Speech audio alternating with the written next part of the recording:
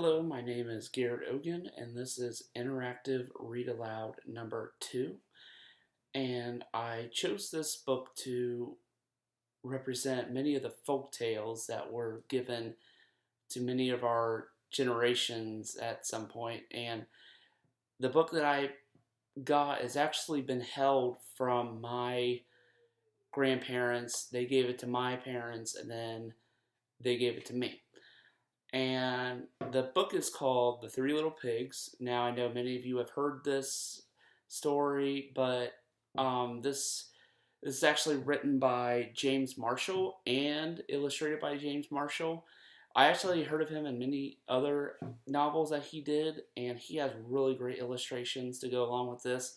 So I really hope you guys enjoy this and try not to fall asleep. So this is The Three Little Pigs. Now, the first thing I like to really point out is um, he does for Adrian Scott, and I really like the way the authors did this because they want to give this book to someone that they know that would really love the storytelling and really love reading, and I just really like the way that authors choose that person to be on their book or novel. So let's begin. Once upon a time, an old sow sent her three little pigs out into the world to seek their fortune. Now be sure to write, she said, and remember that I love you. Oh, sorry.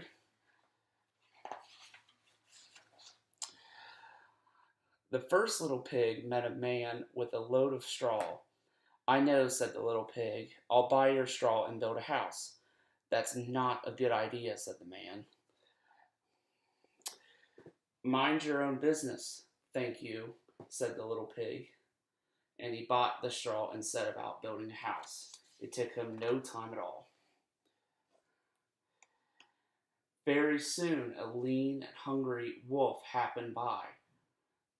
Pig was just about his favorite food in the world, so he knocked on the door and said, little pig, let me come in. To which the little pig replied, no, no, no, not by the hair of my chinny chin chin.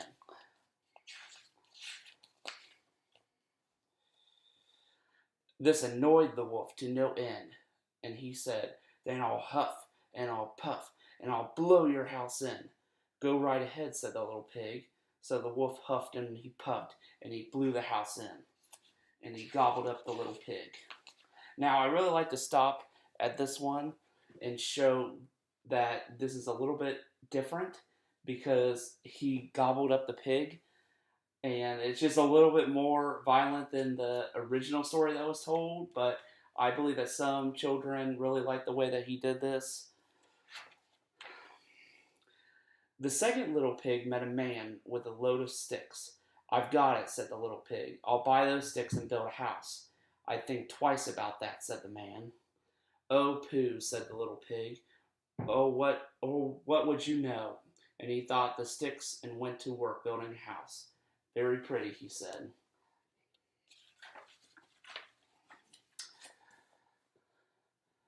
No sooner had the little pig settled into his pretty house than the wolf happened by.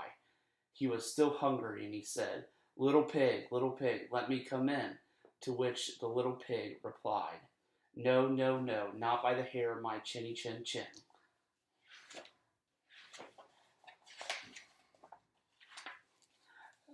The wolf didn't care for that at all, and he said, I'll huff and I'll puff and I'll blow your house in.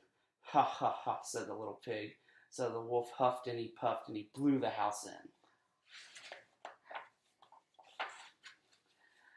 Now the third little pig met a man with a load of bricks. These bricks will make a fine, sturdy house, said the man. Capital idea, my good fellow, said the little pig. So he bought the bricks and set about building a house.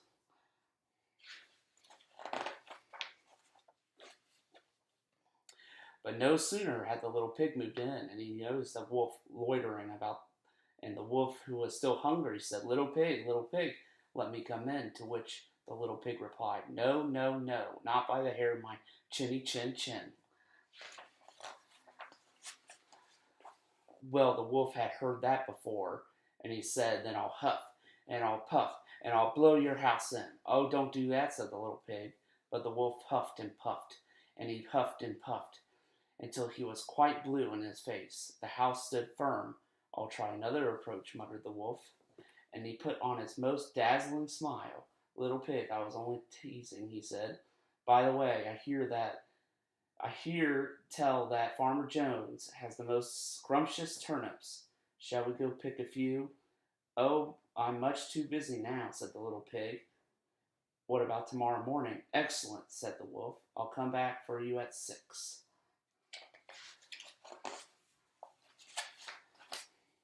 The next morning the little pig got up at 5, hurried off to Farmer Jones' turnip field, picked a basket full of scrumptious turnips, and dashed back home. When the wolf arrived at 6, the turnips were already boiling in the pot. "Sorry, I couldn't wait," said the little pig. The wolf tried not to show his displeasure. "No harm done," he said. "By the way, there's a lovely apple tree down in Merry Meadow. Shall we go help ourselves to a few apples?" "I must cook my turnips," said the little pig. "Let's meet there tomorrow morning." "Splendid," said the wolf. "Shall we say at 5?"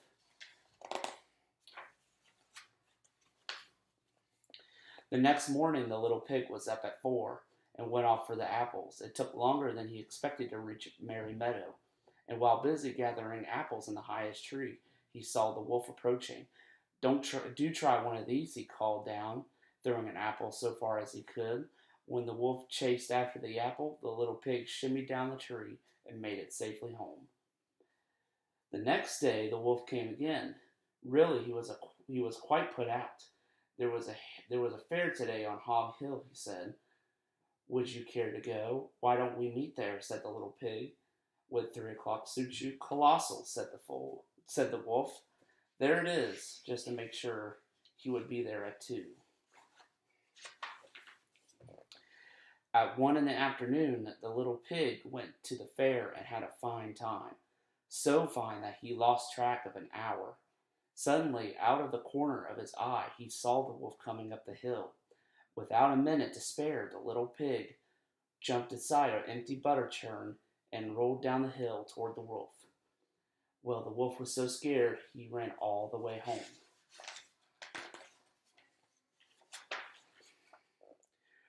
That evening, the wolf went into the little pig's house and told him how frightened he'd been by a great round thing that came down the hill. "Frightened you, did I?" said the little pig. "That great round thing was a butter churn, and I was inside." This was simply too much for the wolf to stand. "I've been nice long enough," he cried. "I'm going to eat you right up." And he climbed onto the roof. When the little pig saw this, he put a big iron pot in the fireplace, quickly stoked the fire. "Here I come," cried the wolf. "Dinner time."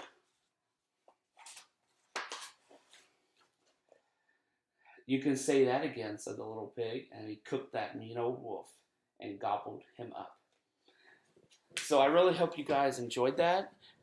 James Marshall, I think he really found a way to switch up the folktale. It used to be how the 3 little pigs, the 2 of them with the hay and the sticks, would hurry up and run into the brick house of the 3rd pig, and the wolf couldn't blow down the brick house.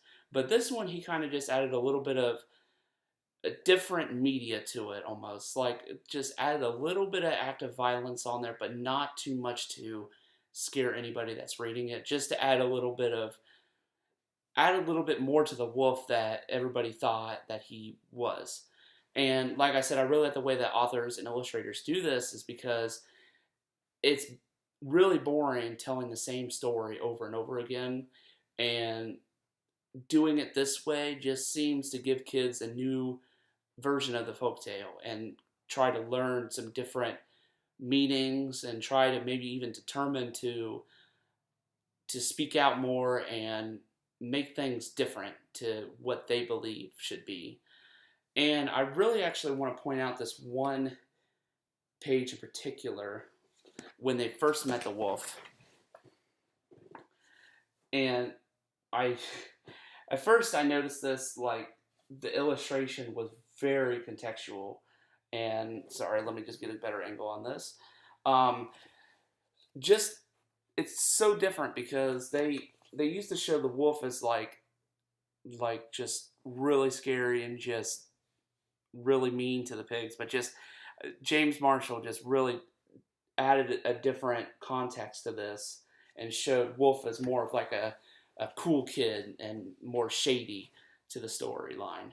And I really like the way that this story was told because, like I said, my grandparents gave this book to our generation, and I really like the way that books are passed on as well. And media has sometimes can be able to do that. Media can be passed through many generations throughout the years, but the only problem is if it gets too boring, the story gets too old, the story is overtold, children wouldn't want to read it. So that's why I really like the way that authors try to determine a way to kind of twist up the way that folk tales were told, just because it gives kids more of an imagination to learn to change and twist up some of the minds that they create. And I have many cousins that would do that sometimes. They don't like the old stuff, so they try to change their way to make into new stuff. And I really hope that many books can do this because I think that I like the way that the stories are still told, how many stories took back like many many centuries ago, and but I think there's time for just improvement to show that we can learn to change the way that books are and learn to change the story. And I think authors should be still allowed to make that approach to learn just to give not just to give the story and the plot a different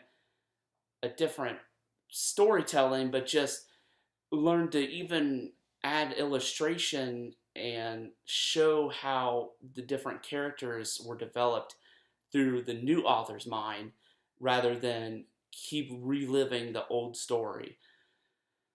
And I just want to say I really enjoyed this book because it kind of showed me some ways of trying to make sense of things. And I actually this is the first Three Little Pigs that I read that I really didn't know the true folktale story of it. And so I kind of wanted to determine myself to kind of look at some older stories and figure out how much has changed or how much the authors attempted to just twist the storyline a little bit.